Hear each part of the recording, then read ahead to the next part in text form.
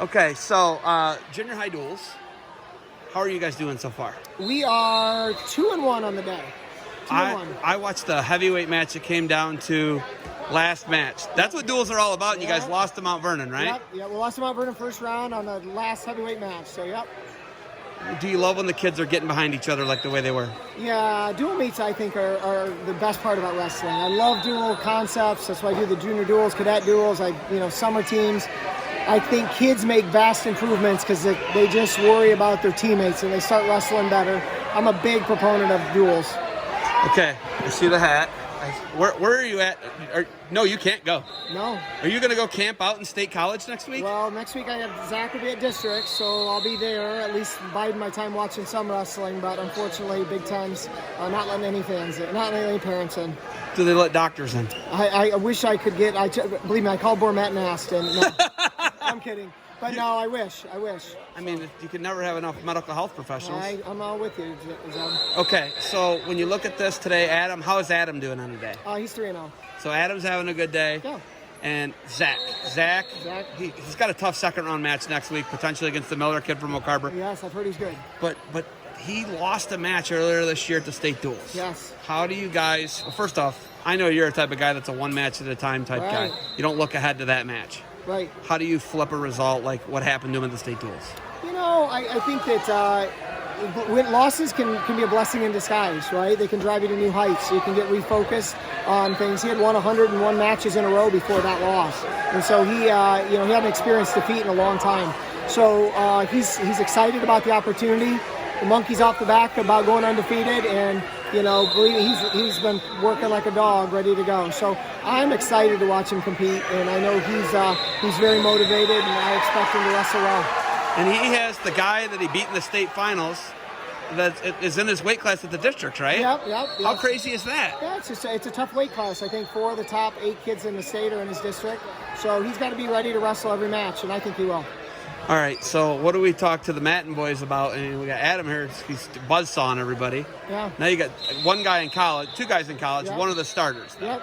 Right? It's 141, they're going to send Drew Mattin out. Yes. What do you talk to Drew Mattin about Big Ten tournament? Not very much data on anybody. Right. They're doing historical data on guys. So it's going to be hard to qualify for some guys. Yeah, I think they get 8 automatic qualifiers, which in the Big Ten you think is a ton, but in the Big Ten, when 1, 2, 3, and 4 of the nation are in the Big Ten, it just puts it in perspective. I told him to manage the things he can control, which is his effort, his attitude, and his intensity, and just wrestle his best. And if he brings his best, I think he's going to be fine. Are you guys wrestling yet? No, not yet. Not yet? Okay, good. Because I love asking you questions, okay?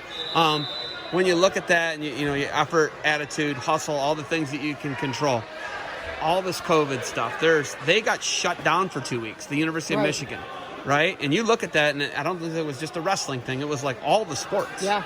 What do you do? How do you talk to your kids and talk them through something like that? I told them you can't lose sleep over that. I mean, they can't control that, so don't bother worrying about it. The hard part was they were without coaches for 2 weeks. They didn't compete in a month, and then you come back and wrestle Ohio State. After 2 or 3 matches in 3 months. So I get it. It's maybe not fair, but at least they're competing, and you got to cut out the noise and just focus.